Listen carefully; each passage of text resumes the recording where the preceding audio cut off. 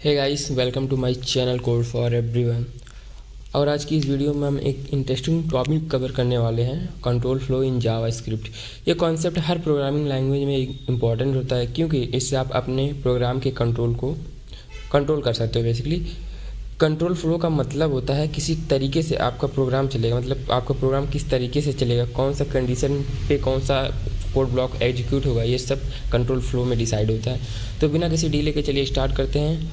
अगर आपको मेरी वीडियोस पसंद आती है तो लाइक करना ना भूलें एंड चैनल को सब्सक्राइब कर दो। So let get start. तो सबसे पहले बात करते हैं कंट्रोल फ्लो होता क्या है। तो जावास्क्रिप्ट में कंट्रोल फ्लो का मतलब होता है आपके प्रोग्राम किस सीक्वेंस में एग्जीक्यूट होगा। फॉर एग्जांपल, आपने कुछ कोड लिखा है जिसमें कुछ कंडीशंस हैं या कुछ loop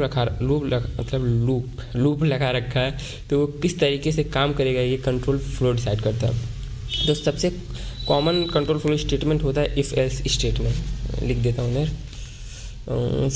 first if else statement. तो बेसिकली इफ़ एल्स स्टेटमेंट क्या होता है, इसका मतलब होता है कि अगर एक कंडीशन ट्रू होती है तो कुछ स्पेसिफिक कोड एग्जीक्यूट होगा, और अगर कंडीशन फॉल्स होती है तो कुछ और कोड एग्जीक्यूट होगा। फॉर एग्जांपल के लिए आपने यहाँ ले लिया let age is equal to 18, तो आपको ये मतलब आपको ऐसा कुछ करना है कि अगर एज 18 हो या 18 से एबव हो, then you print something, and अगर एज 18 से छोटा है तो you can print something. So इसके लिए बेसिकली हम लोग क्या करते हैं, एक इफ कंडीशन लगाते हैं एंड देन उसके अंदर हम कंडीशन देते हैं कि अगर इफ़ एज ग्रेटर देन या इक्वल टू 18 है, सो तुम प्रिंट कर दो कि you can vote. So console करके दिखाता हूँ, कंसोल डॉट लॉग। तो आपको प्रिंट करना है यू कैन वोट। अब अगर मैं चाहता हूँ कि अगर ये 18 से छोटा है तो कुछ और प्रिंट कर दो, इसके लिए एक एल्स आता है एंड देन इसमें आपको अपना कोड लिखना रहता है। देन इसमें जो लिखेंगे वो अगर इफ़ कंडीशन, ये अगर कंडीशन फॉल्स होती है, मतलब अगर ये 18 के इक्वल नहीं होता है या 18 से छोटा होता है, देन ये आपका एल्स की कंडीशन एग्जीक्यूट होगा। तो फिर मैं इसमें लिख देता हूँ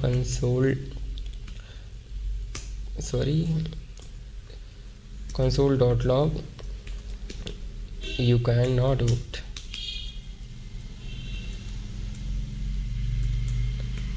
you cannot vote क्या लिखा रहा भाई, cannot vote। ओके, अभी मैं इसको रन करके दिखाता हूँ। नीचे टर्मिनल में देखना, नीचे दिखा रहा हूँ, ऊपर आ जाए यार, क्या कर रहा है। हाँ, बेसिकली ये क्या चल गया, नोड, ये आप नहीं चला पाओगे, मैंने नोड को इंस्टॉल किया, इसको कभी बता दूंगा। सो आप ब्राउज़र में इसको रन कर सकते हो। देखो आ गया ना, यू कैन वोट। अगर मैं यहाँ पे एज को कर दूंगा 17, सो देखना क्या आता है। तो बेसिकली आपको वो मिलेगा, देखो यू कैन नॉट वोट। मतलब बेसिकली आपको जब कोई कंडीशन चेक करनी हो कि अगर ये कंडीशन ट्रू हो, इफ़ का कंडीशन, देन ही ये एग्जीक्यूट होगा। अगर कंडीशन फॉल्स होती है देन एल्स का कंडीशन आपका एग्जीक्यूट होगा। देन अब बात करते हैं अपना इफ़ हो गया एल्स इफ कंडीशन। अगर आप एक से अधिक कंडीशन देना चाहते हैं, फॉर एग्जांपल के लिए जैसे मान लो कि आपको एज के हिसाब से कुछ कैटेगरी बनानी है। फॉर एग्जांपल मैंने इधर इसको कमेंट आउट कर देता हूँ इधर।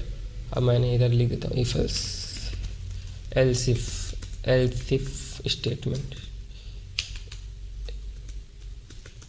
Else if statement.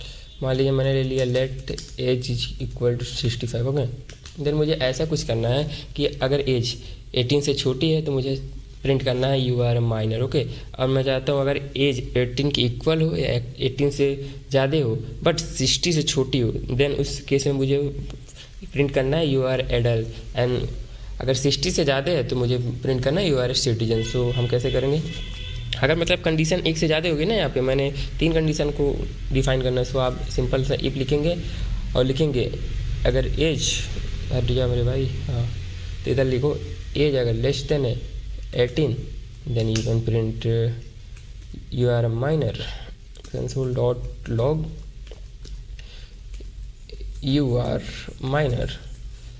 And then मैं चाहता हूँ कि अगर वो 18 से बड़ा हो या 16 के अंडर हो, तो लिख दो यू आर ए एडल्ट। सो इसके लिए हम एल्स इफ यूज करते हैं, एल्स इफ एंड देन ऐसे, नहीं इधर भी कंडीशन लगता है, सॉरी कंडीशन इसमें भी रहेगा क्योंकि एल्स में कंडीशन रहना चाहिए। तो मैं लिखता हूँ एज अगर 18 से बड़ा है या इक्वल है, देन और ये डबल एंड इसका मतलब होता है ये दोनों कंडीशन ट्रू रहना चाहिए। अगर एक भी कंडीशन फॉल्स हुई तो ये स्टेटमेंट रन नहीं होगा। तो इसलिए बेसिकली एंड ऑपरेटर यही करता है। And age is less than 16, अगर ये दोनों कंडीशन ट्रू होगी देन इसी केस में ये स्टेटमेंट एग्जीक्यूट होगा। कंसोल डॉट लॉग लिख देंगे यू आर एडल्ट, थोड़ा नॉइज को सर थोड़ा नॉइज आ रहा होगा तो इसको इग्नोर मार देना। एंड देन मैं चाहता हूँ अगर ये दोनों कंडीशन ना मैच करो देन एक लास्ट कंडीशन चले, इसके लिए मैं एल्स लगाऊंगा एंड देन इसमें लिख दूंगा console dot log you are adult. तो देखते हैं क्या आता है। तो बेसिकली क्या आता है इसको रन करके देखता हूँ। देखो यू आर एडल्ट, क्योंकि देखो मैंने यहाँ एज 65 दिया था तो यहाँ एज पहला कंडीशन नहीं मैच किया क्योंकि भाई 18 से छोटा नहीं है, दूसरा कंडीशन भी नहीं मैच किया क्योंकि ये 60 है, 60 से मैंने लिखा है छोटा होना चाहिए या तो 18 से ऊपर होना चाहिए, ये भी नहीं मैच किया। अब कंडीशन एक ही बस था एल्स का, सो लास्ट वाला कंडीशन एग्जीक्यूट हो गया। अगर मैंने इसको ऐसे लिखा होता 59 देन देखो कौन सा स्टेटमेंट एग्जीक्यूट होता। तो बेसिकली देखो या यू आर एडल्ट ये वाला होगा क्योंकि 59 60 से अंडर आ जाता है, इसलिए ये वाला कंडीशन एग्जीक्यूट होगा। सो यही था इफ एल्स इफ स्टेटमेंट। अगर आपको एक से ज़्यादा इसमें कंडीशन यूज करनी है देन आप एल्स इफ कंडीशन को यूज कर सकते हैं। देन आप एक आता है ternary operator. Basically ternary operator क्या करता है, ये आपका इफ एल्स का एक अल्टरनेटिव है। अगर आपकी एक ही कंडीशन है, फॉर पहले यहाँ मैं लिख देता हूँ टर्नरी ऑपरेटर, और इसका सिंटैक्स मैं बता देता हूँ। पहले सिंटैक्स कहता है, मैंने आप इसके ऑपरेटर की वीडियो में कवर किया बट मैं फिर से एक बार बता देता हूँ। इसका सिंटैक्स ऐसे होता है, एक क्वेश्चन मार्क और एक कोलन, बस ऐसे ही होता है। इसका सिंटैक्स ये है। देन अगर आप जैसे मैंने ये वाला ना इफ़ वाला मैंने ये किया था, इसको मैं कवर करता हूँ, इसको मैं कॉपी करता हूँ, इसी एग्जांपल के थ्रू मैं आपको समझाता हूँ तो आपको जल्दी समझ आ जाएगा। और इसको कमेंट आउट कर दूँ मैं। आपने इफ एल्स से इसको ऐसे किया था, ठीक है। आपने ये एज दिया था, एज तो आपको वेरिएबल में देना ही पड़ेगा, आपको इतना लाइन का कोड लिखना है। मगर आप कंडीशन एक ही चेक कर रहे हो ना कि मतलब दो ही कंडीशन चेक करो, या तो ये एग्जीक्यूट एक ही होगा एक बार में। सो इसको आप अल्टरनेटिव इसका आता है टर्नरी ऑपरेटर, आप इसको ऐसे भी कर सकते हो। क्या बोलते हैं, मान लीजिए एज, इसको मैं एक वेरिएबल में सेव कर लेता हूँ, let RESULT result is equal to, अभी कंडीशन याद देना पड़ेगा। सबसे पहले यहाँ कंडीशन देना चाहता है। मैं चाहता हूँ एज अगर 18 से बड़ा है, 18 के इक्वल है, ठीक है। देन इस कंडीशन में मैं चाहता हूँ प्रिंट हो क्या, यू आर एडल्ट एन। अगर वो कंडीशन फॉल्स होती है देन प्रिंट हो जाए यू आर माइनर। मैं समझा देता हूँ। देखो बेसिकली ये क्या करता है, ये मैंने क्वेश्चन मार्क, देखो सिंटैक्स मैंने बताया, ये क्वेश्चन मार्क की वैल्यू का, क्वेश्चन मार्क के बाद की जो वैल्यू होती है वो ट्रू वाली होती है। अगर आपकी स्टेटमेंट ट्रू होती है, ये स्टेटमेंट ट्रू होती है, देन ये वैल्यू एग्जीक्यूट होगा। अगर आपकी कंडीशन फॉल्स होती है तो ये सेमी कॉलन की बगल की वैल्यू एग्जीक्यूट होगा, ठीक है। तो बेसिकली आपको टर्नरी में 3 चीज़ देना पड़ता है। टर्नरी ऑपरेटर में एक कंडीशन, ठीक है, कंडीशन देना होता है, एक दिन इसका ट्रू वैल्यू देना होता है, देन एक फॉल्स वैल्यू देना होता है। सो बेसिकली इसीलिए इसको टर्नरी ऑपरेटर कहा जाता है। देखो इसको मैं कमेंट आउट करता हूँ, ओके। अब मैंने यहाँ एज 18 दिया, 70 दिया, देखो तो अभी आंसर क्या आएगा इसको, मैंने देखो सेम ही रिजल्ट आएगा। यू कैन सी, देखो हेलो यूट्यूब फैमिली, सॉरी ये ऊपर कुछ एग्जीक्यूट हो रहा है एक सेकंड, इसको मैंने कंसोल लॉग नहीं किया, सो आउटपुट दिखेगा ही नहीं। इसको है ना SOL कंसोल लॉग रिजल्ट, देखो किधर है, देखो यू आर माइनर। तो आप इफ एल्स की जगह आप इसका भी यूज़ कर सकते हो, मगर कंडीशन आपके पास अगर एक ही है तो ये टर्नरी ऑपरेटर एक ही कंडीशन पे काम करता है। सो ये था ternary operator basically. And then आपका एक आता है स्विच स्टेटमेंट। तो स्विच स्टेटमेंट बेसिकली करता क्या है, कभी कभी आपको मल्टीपल्स वैल्यू के बेसिस पर अलग अलग एक्शन से लेने पड़ते हैं, जैसे किसी वीक के दिन के बेसिस पे कुछ अलग प्रिंट करना। तो स्विच इस केस में काफ़ी यूजफुल होता है। फॉर एग्जाम्पल के लिए मैं बता देता हूँ, एग्जाम्पल के थ्रू ऐसे समझ आएगा आपको। SWIT से स्विच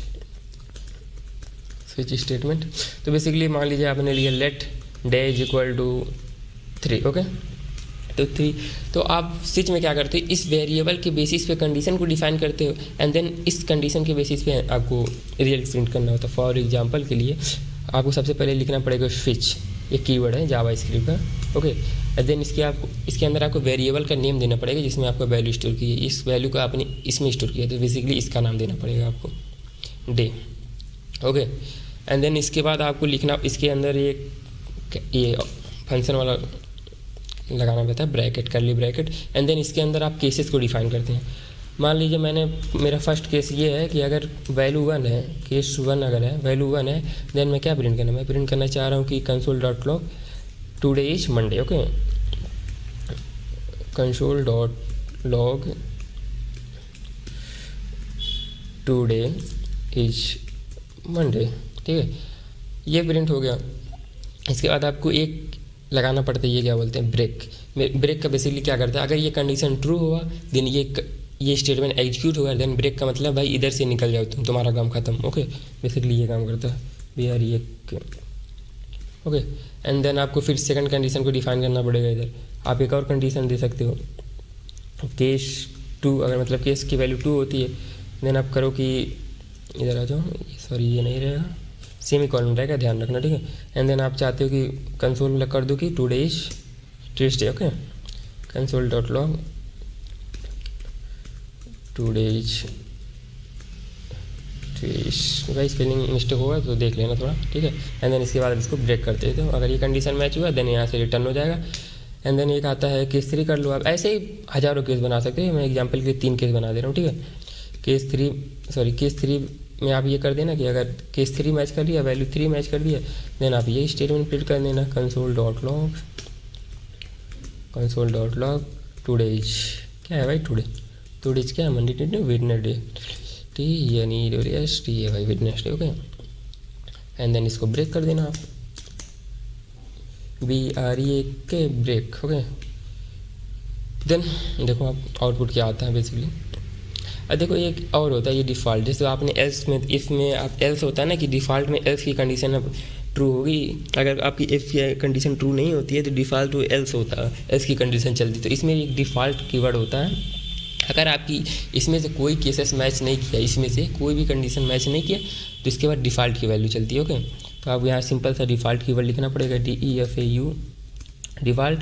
एंड देन इसके अंदर एक आपको कंसोल देना पड़ेगा भाई, ये अगर सब कंडीशन फॉल्स होती तो आपको क्या प्रिंट करना, तो सिंपल से आप कुछ भी कर दो, invalid day console.log invalid day, okay. Then देखो अब इसको एक्जीक्यूट करके देखते हैं क्या रिजल्ट आता है, ओके। थोड़ा इसको फॉर्मेट कर लिया जाए, अच्छा देखने में अच्छा लगो। ये था मेरा पूरा स्टेटमेंट, देख लो ऐसे था पूरा, ठीक है। एक वेरिएबल लेना है, देन इसको स्विच में कंडीशन में दे देना है इस वेरिएबल का नेम, एंड देन उस वेरिएबल के हिसाब से, वैल्यू के हिसाब से आपको यहाँ पर कंडीशन डिफाइन करना है एंड देन कंसोल करना, ठीक है। तो बेसिकली इसका आउटपुट क्या आता है आप देख लो, देखो टुडे इज वेडनेसडे, ठीक है, क्योंकि वैल्यू यहाँ पे 3 था तो 3 कंडीशन मैच हो गया यहाँ पे वैल्यू 3, तो इसने ये आ गया। 1 मिनट गाइस रुक जाए, थोड़ा वीडियो रिकॉर्ड हो रहा है ना, हाँ ठीक है। ये तो गाइस अभी कल की बात है, मैं वीडियो बना रहा था, वीडियो आधा बना लिया, घंटे का वीडियो, आधा रिकॉर्ड हुआ, आधा रिकॉर्ड ही नहीं हुआ, तो मेहनत लगता है ना भाई बहुत ज़्यादा। सो अब बेसिकली बात करते हैं, आपको मैंने बता दिया, इफ बताया, इफ एल्स बताया, एल्स इफ बता दिया, स्विच कंडीशन बता दिया, अब आपका लूप्स आता है, ओके। लूप्स, तो लूप्स क्या होता है बेसिकली, तो लास्टली हम बात करते हैं लूप्स के बारे में। जावास्क्रिप्ट में लूप काफ़ी यूजफुल होता है जब आपको कोई काम रिपीटेडली करना हो। फॉर एग्जाम्पल आपको एक नंबर प्रिंट करना है 1 से 14, तो ये रिपीटिव टास्क हो जाता है, सो इसके लिए हम लूप्स का यूज करते हैं। तो लूप्स कितने टाइप के होते हैं, पहले नंबर ये जान लो भाई। तो लूप बेसिकली 3 टाइप के होते हैं, फॉर लूप होता है, एक वाइल लूप होता है, एक डू वाइल लूप होता है। तो सबसे कॉमन लूप आपका है फॉर लूप, तो यहाँ पर मैंने लूप्स को डिफाइन कर देता हूँ। टाइप्स ऑफ लूप्स, पहला है आपका फॉर लूप, दूसरा है आपका वाइल लूप एंड थर्ड आपका है डू वाइल लूप। अब इसको एक चीज़ और बोलते हैं, मैं बता रहा हूँ आपको, बहुत देखने को मिला। बेसिकली लूप को ऐसे आप टाइप में डिफाइन कर सकते हैं। बेसिकली लूप्स के 2 ही टाइप होते हैं। पहला ये होता है एक एंट्री कंट्रोल लूप होता है, एंट्री कंट्रोल लूप, एंड दूसरा होता है exit control loop, exit control loop. तो ये आपको फर और वाइल जो आते हैं ये बेसिकली आपके एंट्री कंट्रोल लूप में आते हैं। कंट्रोल एक्स करके मैं इसके बाद लिखता हूँ। एंट्री कंट्रोल लूप मतलब ये पहले कंडीशन को चेक करते हैं एंड देन इसके बाद स्टेटमेंट को एग्जीक्यूट करते हैं। एंड देन ये जो डू वाइल लूप है आपका बेसिकली ये आपके एग्जिट कंट्रोल लूप में आता है। अभी मैं अच्छे से एग्जांपल लिख देता हूँ कैसे क्या होता है। तो बेसिकली एंट्री कंट्रोल लूप आपको कुछ करने से पहले कंडीशन चेक करेगा कि आप एथोराइज हैं इसके लिए, या क्या आपने उस कंडीशन ट्रू है, देन ही रिप्लाई वो स्टेटमेंट एग्जीक्यूट होगा। ये डू वाइल लूप करता है भाई, पहले तुम कर लो इसके बाद फिर जान पहचान हो जाएगी अपने आप से, ऐसे काम करता है। तो फॉर लूप का यूज आप कब करते हैं बेसिकली, ये तब यूज होता है जब आपको एक सर्टेन नंबर ऑफ टाइम्स कोई काम रिट्रीव करना, मतलब आपको एक नंबर डिफाइन है कि इतनी बार किसी काम को करना है, देन आप फॉर लूप का यूज करते हैं। फॉर एग्जाम्पल के लिए मुझे 1 से 100 तक का नंबर प्रिंट करना होगा, फॉर लूप। तो सिंटैक्स इसका मैं बता देता हूँ पहले, सिंटैक्स क्या है फॉर लूप का। तो फॉर लूप का सिंटैक्स यहाँ से स्टार्ट होता है, फॉर लगाओ, एक पैरेंथेसिस लगाओ एंड देन इसको कंडीशन दो। कंडीशन एक वेरिएबल में सेव कर लेना भाई। मान लो लेट यहाँ पे तुमने लिया, लेट आई वैल्यू कहाँ से शुरू होनी चाहिए, 0 से भाई, तो इसको 0 लिख दो। एंड देन कहाँ तक जानी चाहिए भाई जहाँ तक जाएगी, कहाँ तक जाएगी, जहाँ तक वैल्यू यूजर ने इनपुट किया है। तो बेसिकली मैं चाहता हूँ कि ये 50 तक जाए। ओके, तो लेस देन 50 मतलब 50 तक जाए या 50 के नीचे जाए, 50 के बराबर जाए। ओके, ऐसे ये बोलता है कि या तो 50 से नीचे रहना या 50 के बराबर रहना। ओके, एंड देन इसको एक ये रहेगा सेम कॉलन। एंड देन आपको इसमें मतलब अपडेशन करना रहता है कि क्या करना है, एक एक इंक्रीमेंट कर दो। तो आपको इसके लिए हाई प्लस प्लस कर देंगे। तो इसके लिए जानते हो क्या करता है, बता रहा हूँ। बेसिकली ये 0 से स्टार्ट होगा, ये कंडीशन चेक करेगा एंड देन 1 से बढ़ा देगा, फिर दोबारा लूप चलेगा, फिर ये कंडीशन देखेगा 1 हो जाएगा, देखेगा 1 से स्टार्ट होगा, देखा 150 छोटा है, कहेगा ठीक छोटा है, तो फिर 1 बढ़ा देगा, फिर आएगा, फिर यहाँ 3 वैल्यू हो जाएगी तो ये तो चल जाएगा 3, फिर चेक करेगा क्या 350 से छोटा है, हाँ छोटा है, देन फिर एक इंक्रीमेंट होगा, देन चल जाएगा। तो ऐसे चलता है। अब यहाँ पे आपको जो भी आपको प्रिंट करना है लिख दो यहाँ पे console.log। आपको आई को प्रिंट करना तो आई लिख दो एंड देन इसको प्रिंट करके दिखाता हूँ क्या आता है। सॉरी, देखो आगे 50 था ना, देखो। तो बेसिकली इसका स्ट्रक्चर ऐसे तो एक फॉर लूप लगाओ एंड देन इसका इनिशियल वैल्यू लिखो, कहाँ से स्टार्ट होना है ये वैल्यू को। ओके, थोड़ा मैं स्पेसिंग दे देता हूँ सो डैट आपको अच्छे से समझ आए। हाँ ठीक है, ये इनिशियल वैल्यू है। इनिशियल वैल्यू इसको बोलते हैं, इसको सिंपल सा आप कह सकते हैं फर्स्ट इनिशियल वैल्यू रहेगा, इनिशियल वैल्यू। एंड देन आपका दूसरा रहता है, इसको मैं क्लोज कर देता हूँ, दूसरा आपका condition, TI condition. And third आपका रहता है अपडेशन, जिसमें आप वैल्यू को अपडेट करते हैं। बेसिकली ये 3 स्टेप में फॉर लूप काम करता है। बस यही है फॉर लूप। आप इसके ऐसे बहुत से ऑपरेशन परफॉर्म कर सकते हो। आप आप एग्जाम्पल ढूंढ सकते हो इंटरनेट पर कहीं भी। तो बेसिकली ये फॉर लूप का ये काम है। एंड देन एक वाइल लूप होता है। इसका यूज तब होता है जब आपकी कंडीशन पहले से, मतलब आपको जब पहले कंडीशन चेक करनी हो क्या, बेसिकली ये कंडीशन इस पर्टिकुलर स्टेटमेंट को मैच कर रहा है। अगर मैच कर रहा है तभी आपका लूप एग्जीक्यूट होगा। फॉर एग्जांपल के लिए मैं चाहता हूँ, इसको मैं कमेंट आउट कर देता हूँ। अगर आपको नोट करना होगा तो वीडियो को पॉज करके रोक लेना होगा, ठीक है। ऐसे मैं कर दे रहा हूँ। तो बेसिकली अब बात करते हैं आपका वाइल लूप। ये सब एंट्री कंट्रोल में आते हैं, इसलिए पहले कंडीशन ही चेक होगा। मान लो लेट मैंने दिया a = 0, ओके, या मैंने 0 दे दिया, ठीक है। अब मैं चेक करना चाहता हूँ ये 0 से स्टार्ट हो। यहाँ पहले क्या होता है, यहाँ ये इनिशियलाइजेशन, मतलब एक टाइप से आप बोल सकते हैं इसको इनिशियल वैल्यू इसकी होती है, इनिशियल वैल्यू। आपको पहले यहाँ इनिशियल वैल्यू देना पड़ेगा, कहाँ से स्टार्ट हो वो कंडीशन। एंड देन आपको यहाँ पे कंडीशन देना पड़ेगा। और कंडीशन किस में दे, वो वाइल लूप, क्योंकि वाइल लूप का यूज करोगे तो कंडीशन हमेशा वाइल लूप के अंदर ही रहेगा, ठीक है। तो मैं चाहता हूँ इसका कंडीशन क्या हो कि जो IA है ये 5 से छोटा रहे, ठीक है। और इसके बाद क्या हो, इसके बाद एक सेमीकोलन लगाइए, कर्ली ब्रैकेट लगाइए। देन इसके अंदर आप क्या करना चाहते हैं वो बेसिकली आपको लिखना होता है। मान लीजिए कंसोल कर दीजिए आप, कंसोल कर दीजिए .log, console.log A, ठीक है। अभी अपडेशन इसके बाद होगा, ठीक है। पहले आप इनिशियल वैल्यू देना होगा, देन आपको कंडीशन या डिफाइन करना होगा, एंड देन लास्ट में इसको अपडेशन करना पड़ेगा। तो बेसिकली आप यहाँ पे ये कर देना A++। और फॉर लूप में आप सबसे पहले इनिशियल वैल्यू देते हैं, फिर कंडीशन, फिर अपडेशन। यहाँ पे सबसे पहले इनिशियल वैल्यू होगा, फिर कंडीशन होगा, लास्ट में अपडेशन होगा। सेम ही स्ट्रक्चर है, बस थोड़ा लिखने का तरीका अलग है। सो बेसिकली यही है। एंड देन मैं इसको प्रिंट करके देखता हूँ क्या आता है इसमें। देखो 1 2 3 4, अगर मैं इक्वल कर दूँ इसको कि 5 की इक्वल है या 5 से छोटा, दोनों चल जाएगा कंडीशन। देन देखो ये 5 तक चलेगा, ओके। तो बेसिकली वाइल लूप बेसिकली पहले कंडीशन चेक करता है। अगर मैं यहाँ कंडीशन दे दूँ 6, देन देखना चलेगा ही नहीं, पहले कंडीशन चेक होगा। देखो नहीं चला, कुछ आउटपुट नहीं है, क्योंकि पहले ही कंडीशन फॉल्स हो गई, सो चला ही नहीं। तो बेसिकली ये है आपका वाइल लूप, ठीक है। अब थर्ड आता है डू वाइल लूप, जिसको एंड एग्जिट कंट्रोल लूप भी कहते हैं। मतलब ये पहले जाता है भाई कर लो जो करना है, इसके बाद फिर जान पहचान बाद में होगी। फिर डू वाइल लूप तो बेसिकली ये करता है, पहले सबसे पहले एक कंडीशन को चलाएगा, देन इसके बाद चेक करेगा क्या वो कंडीशन ट्रू है या फॉल्स। फॉर एग्जांपल के लिए डू मतलब देखो स्ट्रक्चर से डू मतलब कर दो, वाइल मतलब कंडीशन चेक करो, मतलब पहले कर दो एंड देन बाद में कंडीशन चेक करो, ओके। देन आप लिख सकते हो let I is equal to, यहाँ पर भी 0 लिख दोगे, सेम कंडीशन ले रहा हूँ सो डेट आपको आसानी हो।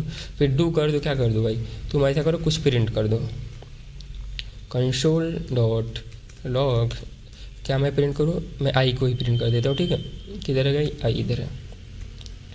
डू वाइल, अब फिर यहाँ पे इसके बाद वाइल लिखो, ठीक है, वाइल। अब यहाँ पे आपको अपनी कंडीशन को डिक्लेयर करना रहता है। तो बेसिकली आपको सबसे पहले प्रिंट करना है, देन आपको अपडेशन भी कर देना उसमें कि भाई इसको अपडेट भी कर दो। इसके बाद वाइल कंडीशन लिखा जाता है। वाइल में बेसिकली आप कंडीशन डिफाइन करते हो, आपको क्या कंडीशन चाहिए। मैं वही ऊपर वाला कंडीशन लिख देता हूँ सेम कि I is less than equal to 5। पहले एक बार ये लूप चलेगा, जो 0 प्रिंट करेगा, नहीं 1 प्रिंट करेगा, एंड देन कंडीशन चेक करेगा। ये कंडीशन अगर ट्रू होती है, अगर फॉल्स भी होगी तो भी एक बार ये तो चल जाएगा, एंड फॉल्स होती है तो दोबारा ये एग्जिट हो जाएगा। तो बस हो गया।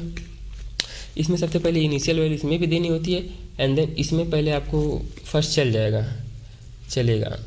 ठीक है, ये फर्स्ट चलेगा, देन कंडीशन चेक होगा, ओके। एंड देन इधर कंडीशन सो बेसिकली इसका ये काम है। अभी मैं इसको रन करके दिखाता हूँ। सो बेसिकली क्या होता है, देखो इसने एक बार अगर मैं इसको क्या कर दूँ, इसको मैं इधर मैं अगर कर दूँ 6 कर दूँ, ओके। और ये 5 है, देखो पहले एक बार चल जाएगा, फिर कंडीशन मैच करेगा, फॉल्स होगा, एग्जिट हो जाएगा।